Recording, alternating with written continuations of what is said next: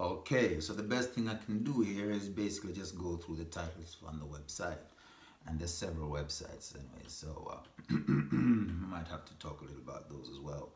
But they're not on this website, so let's deal with what we're dealing with right here. Join Cool Mom Records, that's the reach out right now, that's current. We need you to join Cool Mom Records, especially women. We got a thing called womanity. Instead of saying humanity, so womanity. So that's all of us kind of basically recognizing the power of women and say, okay, we're going to restructure everything according to that essence of women. Have an economy that responds to the essence of women, basically. That'd be womanity. Then there's the album, The Reggae Remedy. We've been doing that, and it's good work is coming out there. We are sharing one song from the Reggae Remedy called UNESCO Reggae to get all of you on board. So we're giving you that song for free. All right, and then you can see what good stuff we got, and then hopefully you'll buy the rest or invest into our womanity projects. And there's the team, A Touch of Whalers. I present to you my team, very great. And then the global network that will be coming through Steve, what do you call it?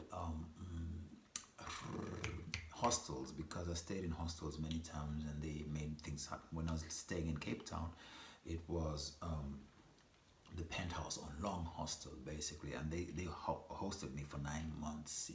I ended up owing a lot of money, but they said, Jimmy, you're a good guy, you're doing good work, and that's basically what happened, really. And so at Steel House is the same type of goodwill that I got to do my work. And you got Woman Power. Woman Power basically is the reggae dollar. We're presenting Woman Power on this website. So if you're looking for Woman Power, if you're a woman and you're looking for Woman Power, then check that one out. We got a $10 billion plan. Then we break out different aspects of the $10 billion plan. Okay, the $10 billion plan, the Mink paper, that has to do with the discussion in Denmark right now, the Mink paper. But that's also where we're expecting people with all their expertise and all the problems and all the deliberations and all their frustrations and everything in Denmark at the moment to jump onto the Mink paper, and we work out in solidarity with Mink farmers. But as we work in solidarity with Mink farmers, we actually find ways of pivoting ourselves for each other and let the money flow much quicker. Hopefully gain the confidence of the financial market so that they're not afraid to push money there because they know there'll be returns. At the moment, the government is not able to create that kind of confidence in anything, right? So it's going to be up to us as a people to do that. But that also has to do with understanding CCSR and understanding the equation, the quantity supply of money, because how that works, how we work with the velocity of money. We as the spenders need to be, how can I say, intelligent in our velocity. We need to be deliberate in our velocity, and that's what we add when we get involved with CCSR, is that intelligence and the deliberate that actually the the financial markets seem to master very well, and we basically just are left there as spenders. Sometimes you could say that we're investors, but not really that much. We're more spenders. You understand? And that won't work. You see, that won't work. We need to think differently.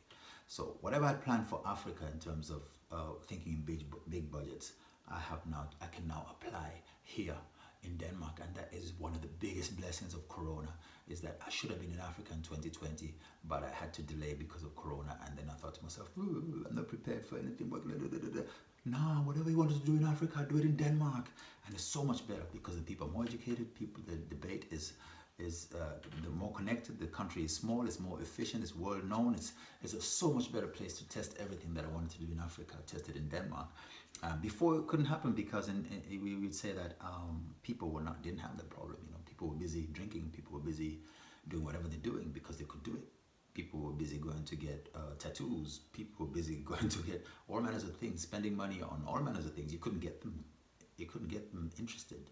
You couldn't. You'd have to sell yourself beyond yourself to get them interested even a little bit in what you're doing. And that's a lot of what was happening on Facebook.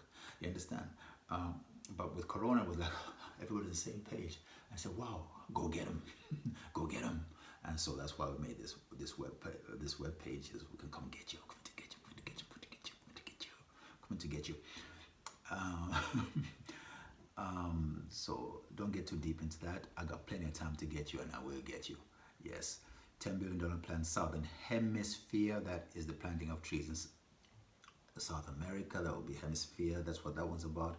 Goodbye Facebook. That was all about getting out of that mode of Facebook to get into the new mode of Facebook.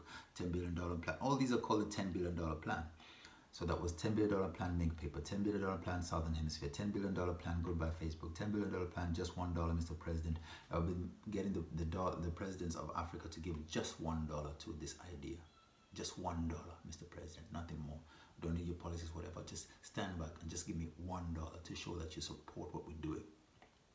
Just that symbolic support that you really think that what we're doing is worth something. That's all I need from the presidents of Africa, is to give me $1, just $1, Mr. President. Okay.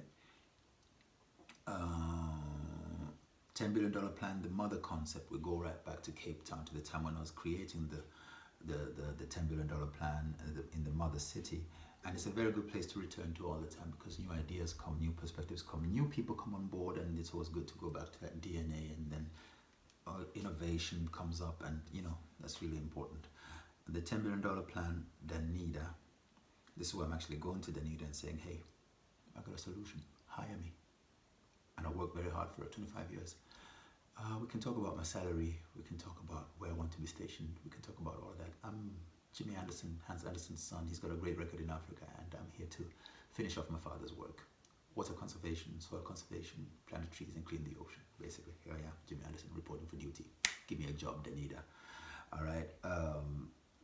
A new paradigm, Anderson Volunteer Agency. My dad did come to Africa on a volunteer agency that would be Melancholy San Diego.